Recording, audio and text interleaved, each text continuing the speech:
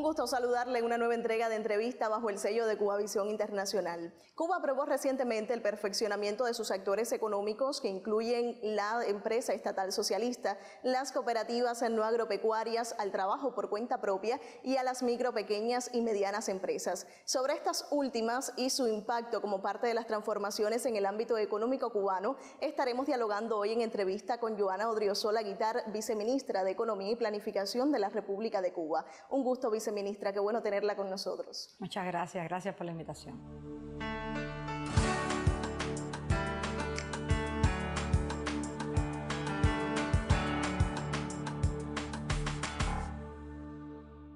Viceministra, ¿en qué escenario económico Cuba aprueba estas determinaciones y cómo se incluyen en el modelo de desarrollo? Esta aprobación que es de este año tiene que ver con antecedentes que nosotros habíamos concebido ya como parte de nuestro modelo económico y social. En el año 2016, por primera vez, los documentos rectores de la transformación de nuestro modelo concibieron la posibilidad de crear micro, pequeñas y medianas empresas que se insertaran de conjunto con el resto de los actores en las transformaciones económicas que estábamos acometiendo como parte del Plan Nacional de Desarrollo Económico y Social hasta el año 2030. Posteriormente, en el año 2019, aprobamos un nuevo texto constitucional que concibió por primera vez a la propiedad privada como una forma de propiedad dentro del modelo, y desde entonces veníamos trabajando en el diseño de estos actores, de la forma de propiedad a la que responde y de todas las atribuciones, las facultades y de cómo debería insertarse en nuestro modelo.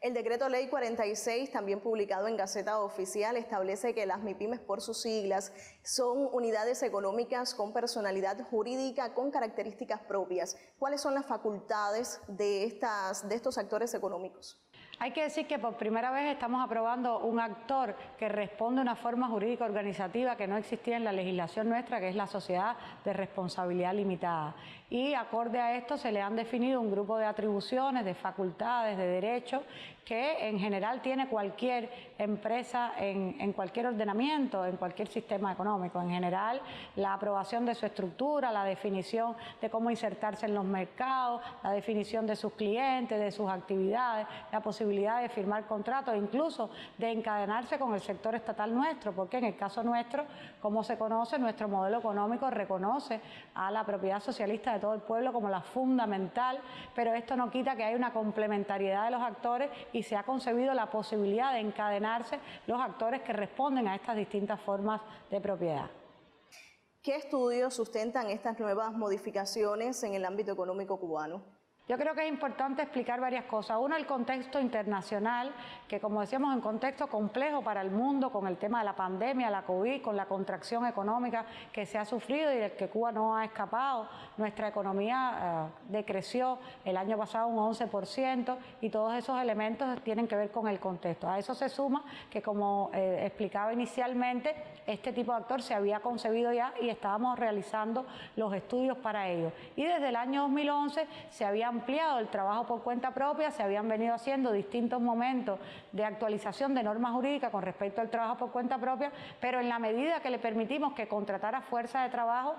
de alguna manera estaban actuando como micro, pequeñas y medianas empresas de hecho, aunque no le habíamos reconocido la personalidad jurídica. Hay que decir que hoy Cuba tiene más de 600.000 licencias de trabajo por cuenta propia en todas las provincias y municipios del país y que de ellos más de 50.000 emplean fuerza de trabajo. Por tanto, cualquiera de estos 50.000 puede convertirse en una micro, pequeña y mediana empresa porque de hecho lo son al tener una actividad económica propia y al poder contratar personal.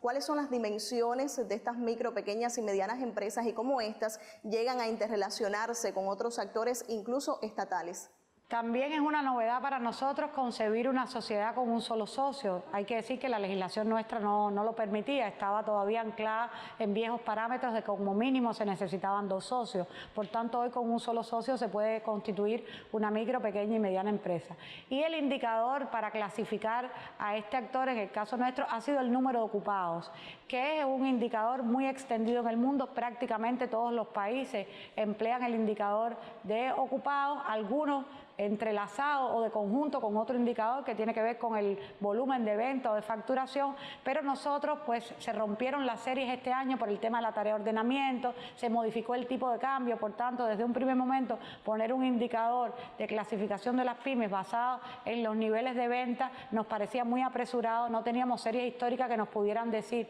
de todos estos actores preexistentes cómo irlos clasificando y por tanto tomamos el número ocupado con los rangos que establece la CEPAL para un tipo de economía con las características y el tamaño específicamente de la nuestra, es decir, microempresa de 1 hasta 10 ocupados, pequeña empresa de 11 a 35 y mediana empresa de 36 hasta 100 ocupados. Estas son las dimensiones que puede tener la micro, pequeña y mediana empresa en Cuba en estos momentos. Por supuesto, ello también se sustenta en requerimientos jurídicos. ¿Cómo puede hacer una persona natural o inversor extranjero que quiera afiliarse a una micro, pequeña y mediana empresa en Cuba? Hay que decir que nosotros tenemos un conjunto de normas que tienen que ver con la inversión extranjera, es decir, que regulan cómo son los procesos de inversión extranjera en nuestro país y en esas normas, la Ley 118 y sus normas complementarias, se prevé la posibilidad que un inversionista extranjero pueda asociarse en distintas modalidades con personas jurídicas nacionales. Por tanto, hoy la micro, pequeña y mediana empresa clasifica como un posible inversor nacional que pudiera asociarse en una empresa mixta o en otra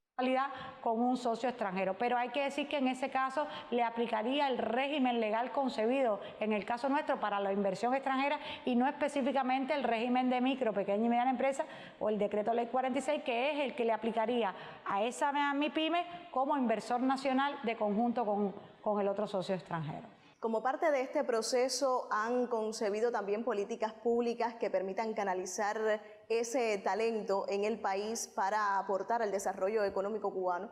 Sí, es importante decir que el marco jurídico que entró en vigor el 20 de septiembre concibió un primer momento de definición del marco legal para la constitución o el perfeccionamiento de estos actores, porque también concibe a las cooperativas no agropecuarias, pero es solo el punto inicial para un reconocimiento jurídico de este actor. Posteriormente tenemos que ir diseñando políticas públicas que nos permitan ir fomentando o promoviendo aquellas micro, pequeñas y medianas empresas u otro actor que de alguna manera conduzcan de un modo más acelerado al desarrollo, es decir, que apuesten por la transformación productiva del país. Ahí estamos pensando en políticas públicas, digamos, que fomenten todas aquellas MIPYMES de innovación tecnológica, de base tecnológica o que tengan a la innovación como piedra angular de su actividad. Estaremos fomentando MIPYMES que tienen que ver con la exportación. Para nosotros es muy importante hacer crecer las exportaciones en el modelo económico cubano nuestro, que es lo que nos permite una genuina fuente de ingresos externos para poder desarrollarnos.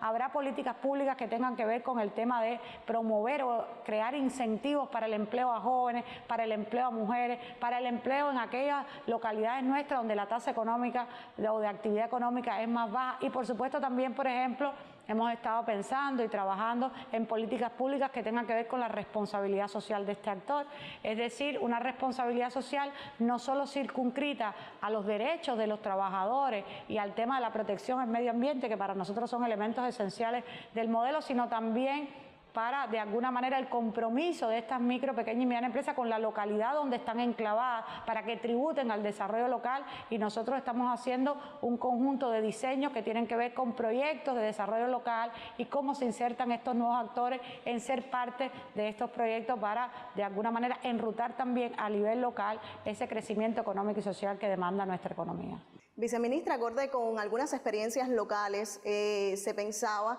que ya existían las MIPYMES en Cuba porque muchos se la asocian a las cooperativas no agropecuarias. ¿En qué se diferencian? ¿Cuáles serían estas similitudes? Hay que decir que en el diseño nuestro hay una particularidad y es que nosotros hablamos de micro, pequeñas y medianas empresas no solo privadas, hablamos también de estatales, que es una peculiaridad que tiene nuestro sistema y que ha concebido así también la transformación de la empresa estatal. Pero en las diferencias con las cooperativas, el elemento esencial tiene que ver con la forma de propiedad. Estamos hablando de dos tipos de propiedades diferentes y que, por supuesto, como son diferentes, tienen componentes de funcionamiento diferentes y tienen elementos de apropiación de la ganancia condicionados por esas diferencias. Es decir, en la cooperativa no agropecuaria nosotros estamos en presencia de una propiedad colectiva, una propiedad que la integran todos los que son parte parte de esa cooperativa y donde el empleo de fuerza de trabajo es solamente por 3 meses y en un número reducido de personas, porque el componente esencial de esto es la voluntariedad de asociarse y que todos los socios sean copropietarios y gestionen y dirijan a la cooperativa en su conjunto de una manera más democrática. En el caso de la micro, pequeña y mediana empresa privada, esencialmente estamos en presencia de una entidad que tiene uno o varios dueños, pero generalmente es menor el número de dueños que el número de empleados, es decir, y entonces lo que hacen es emplear a tiempo completo a una cantidad de personas que no puede exceder las dimensiones con las que hemos hablado, pero que el componente es diferente porque son los socios como dueños los que toman las decisiones fundamentales. ¿Existen determinados límites en nuestro país para el desarrollo y producción de estas formas de gestión?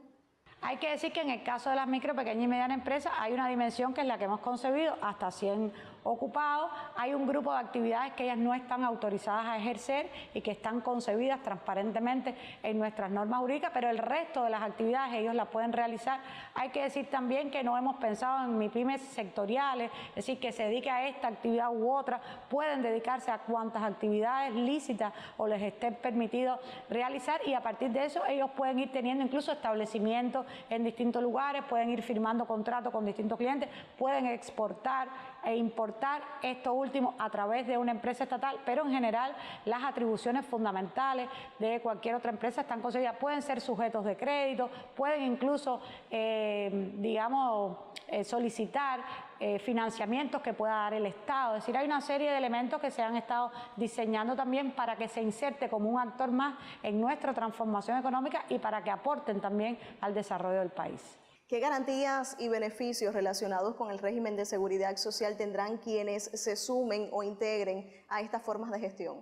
Yo creo que es importante explicar que la posibilidad de convertirse en micro, pequeña y mediana empresa de los negocios preexistentes permite a los empleados que van a ser a los trabajadores de esas micro, pequeñas y medianas empresas gozar de beneficios, sobre todo que tienen que ver con la seguridad social y que ahora es la persona jurídica la que tiene que hacer las contribuciones que están establecidas en la ley para que ellos puedan gozar de los mismos derechos con las mismas coberturas que el resto de los trabajadores en el sector estatal. Es decir, en el diseño de la política que hicimos de estos nuevos actores concebimos que no debía haber una diferenciación entre los derechos de los trabajadores del sector estatal o público y del sector privado o no estatal, como nosotros también le llamamos. Y para ello diseñamos que todo lo relacionado con la seguridad social debía tener el mismo tratamiento, los mismos derechos y que ahora es la propia MIPYMES la que tiene que hacer los pagos que correspondan como parte de la contribución a esa seguridad social. Le propongo hacer un alto en la conversación para luego continuar dialogando sobre otras particularidades de estos actores económicos cubanos. Usted no se aparte, enseguida volvemos.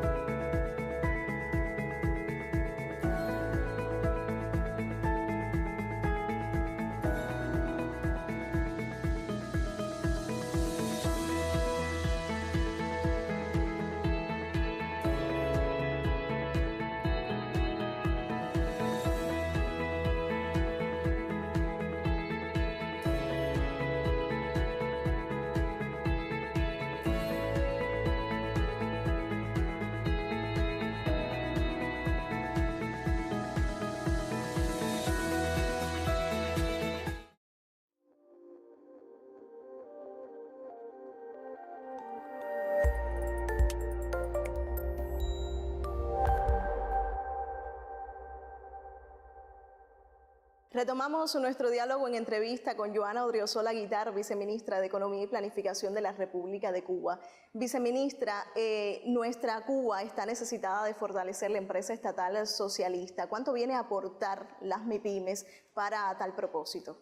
Yo creo que, como te decía anteriormente, hay un tema peculiar en el caso del diseño nuestro y es la posibilidad de crear micro, pequeñas y medianas empresas estatales. No significa desmantelar la gran empresa, significa de algún modo que tengan un modo más flexible de gestionar sus propios recursos y de salir, digamos, del sistema hoy jerárquico vertical que tiene nuestro sistema empresarial y que demanda de muchas autorizaciones para tomar decisiones. Eso para nosotros es un elemento importante. Pero también es importante que la empresa estatal tradicional o con dimensiones más grandes pueda, por ejemplo, desprenderse de actividades que hace hoy que se pudieran gestionar por estos nuevos actores y que pudiera ser más eficiente y más competitiva su actividad. Son elementos que para nosotros son importantes, que no se van a ver de la noche a la mañana, pero que a nuestro juicio, como impactan en la transformación estructural que nuestro modelo ha concebido que es necesario hacer, debe ser beneficioso también para el tema de la empresa estatal socialista. A ello también hay que añadir que cuando hacíamos el diseño de estos nuevos actores,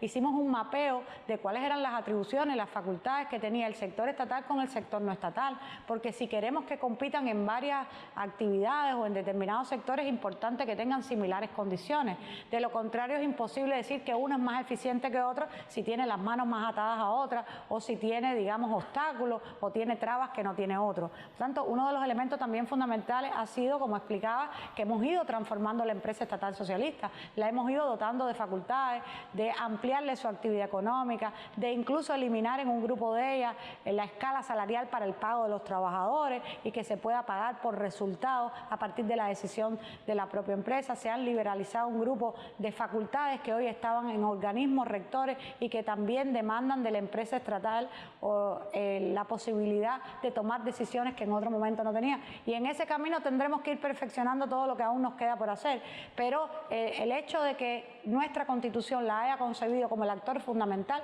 no es un elemento que solo puede quedar en el texto constitucional, tiene que ser demostrado a partir de su competitividad, a partir de su eficiencia, a partir de que logre mejores bienes, mejores servicios para la satisfacción de la población y sobre todo para el crecimiento económico y social que demanda nuestro país. Ya en nuestro país se han aprobado 168 proyectos entre cooperativas no agropecuarias y micro, pequeñas y medianas empresas. ¿Qué corresponde ahora? ¿En qué momento estamos?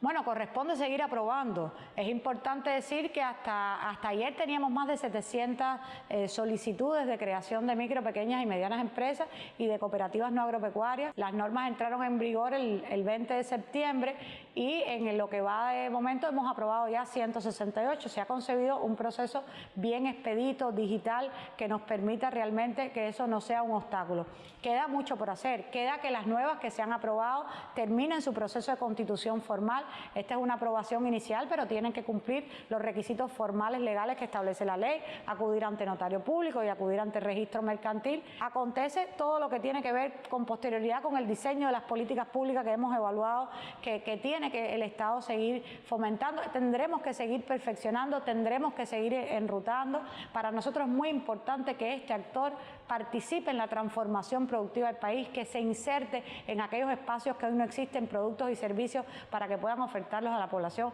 que se inserten en cadenas de valor que nos permitan ampliar la exportación, que se inserten en la transformación de la matriz productiva del país. Nosotros tenemos hoy industrias muy obsoletas, que tendremos que modificar la tecnología y por el contrario aparecen nuevas tecnologías, nuevos servicios. Todo el desarrollo de las telecomunicaciones impone nuevos servicios, impone transformaciones que para nosotros es importante también que en lo sucesivo, con la conducción del Estado, en la regulación de estos componentes, la definición de incentivos, se pueda ir abriendo el camino a todos estos actores y a su perfeccionamiento.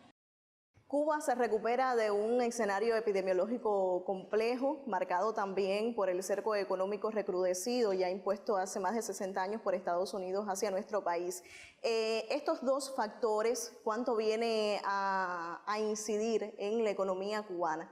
Inciden mucho. En el caso del bloqueo se ha explicado, hay una metodología que cuantifica los daños del bloqueo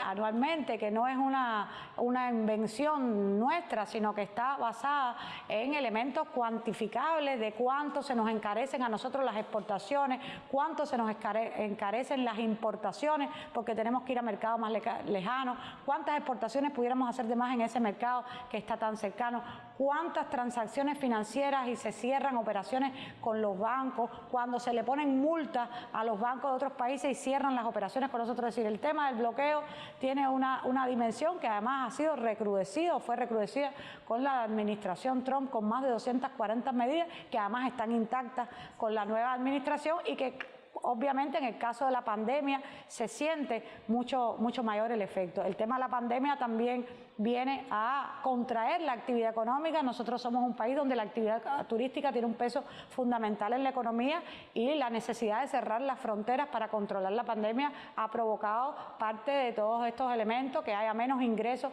para el país y que las industrias incluso que se encadenan con el turismo, porque hay que decir que no solo es un tema de los ingresos que no se perciben, es un tema que hay industrias que trabajan directamente para la actividad turística, que se encadenan con los servicios turísticos, que al no existir esto también ven perjudicadas sus actividades. Y dentro de eso el control de la pandemia, por supuesto, es muy importante porque nosotros hemos tenido que cerrar industrias, cerrar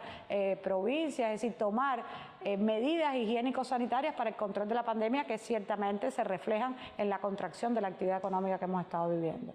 Desde su génesis, los enemigos del proyecto social cubano han intentado crear brechas entre el sector estatal y no estatal. ¿Cuán cardinal viene siendo el sector no estatal para impulsar nuestra economía hoy? Yo creo que esa ha sido realmente una de las matrices de opinión que se han intentado imponer desde el exterior. Hay que decir que desde el año 2011, cuando se aprobaron los lineamientos del sexto Congreso, se concibió ya el sector no estatal con los pasos iniciales, pero con un elemento de complementariedad, y poco a poco incluso se fueron aprobando políticas y regulaciones para que se fuera encadenando con el sector estatal, reconociendo el papel que pueden tener territorialmente, reconociendo el papel que tienen en el empleo, y hemos ido dando pasos de perfeccionamiento de estos actores con una ampliación de las actividades, con la concepción misma de las micro, pequeñas y medianas empresas, con la eliminación de limitaciones que tenían las cooperativas no agropecuarias. Por tanto, para nosotros la complementariedad de los actores es un principio cardinal del modelo, aun cuando la empresa estatal es el elemento fundamental, porque los bienes de propiedad socialista de todo el pueblo son los bienes fundamentales, no renunciamos a eso porque es parte de los principios sustanciales del sistema nuestro. Es importante el papel que pueden jugar estos actores, precisamente complementándose, apoyando, encadenándose, logrando alianzas público-privadas que son comunes y que nosotros veníamos desarrollando en menor escala porque no existían estos actores, y que a nuestro juicio el desarrollo y la constitución de estos nuevos actores nos deben permitir que esos encadenamientos se reproduzcan y sobre todo se fortalezcan más. Metas, proyecciones en un país que apuesta por continuar adelante con potencialidades propias. Yo creo que es importante, hay un grupo de metas, nosotros las tenemos concebidas para el plan hasta el año 2030, y la transformación de los actores y el papel que pueden jugar para nosotros es importante, cómo canalizar todo el potencial humano que nosotros tenemos. Nosotros no estamos legalizando las micro, pequeñas y medianas empresas o reconociéndolas simplemente por un número, no nos interesa cuántas son, nos interesa la calidad de las mismas, nos interesa que se puedan insertar armoniosamente en la economía y que logren cumplir los propósitos que el modelo ha concebido, que es la transformación productiva del país, que nazcan nuevas industrias, que nosotros podamos apostar a todo lo que tiene que ver con la industria 4.0, que son industrias donde el conocimiento es importante y nosotros tenemos esa potencialidad. No tenemos grandes recursos naturales, pero durante mucho tiempo hemos preparado un potencial humano que precisamente demanda de alguna manera de estas transformaciones para también canalizar todos esos proyectos individuales y colectivos. Nosotros tenemos que lograr que también estas micro, pequeñas y medianas empresas logren mostrar su potencialidad a los efectos externos, es decir, que puedan exportar, que puedan generar ingresos y sobre todo que puedan generar nuevos servicios y bienes para la población, porque nosotros hemos concebido, incluso en nuestro último texto constitucional, el del año 2019, la prosperidad individual y colectiva como un componente del modelo, y a eso no podemos renunciar. Y para ello el Estado tiene un papel prominente con la propiedad pública y con los temas de regulación, pero los actores también pueden y deben participar en esa transformación económica, en esa prosperidad individual y colectiva. Eso le permite a un grupo de personas que no tenían vínculo laboral de rehacer sus proyectos individuales en nuestro país y de apostar en última instancia por el desarrollo del modelo económico y social. Pues muchísimas gracias, viceministra, por compartir su tiempo con la teleaudiencia de Entrevista y actualizarnos de cuánto todo se impulsa en nuestro país por el bienestar económico de su pueblo. Gracias a ustedes por la invitación. En tanto, nosotros nos volveremos a encontrar en una próxima entrega de Entrevista, siempre bajo el sello de Cubavisión Internacional y por las frecuencias del canal cubano de noticias. Hasta entonces.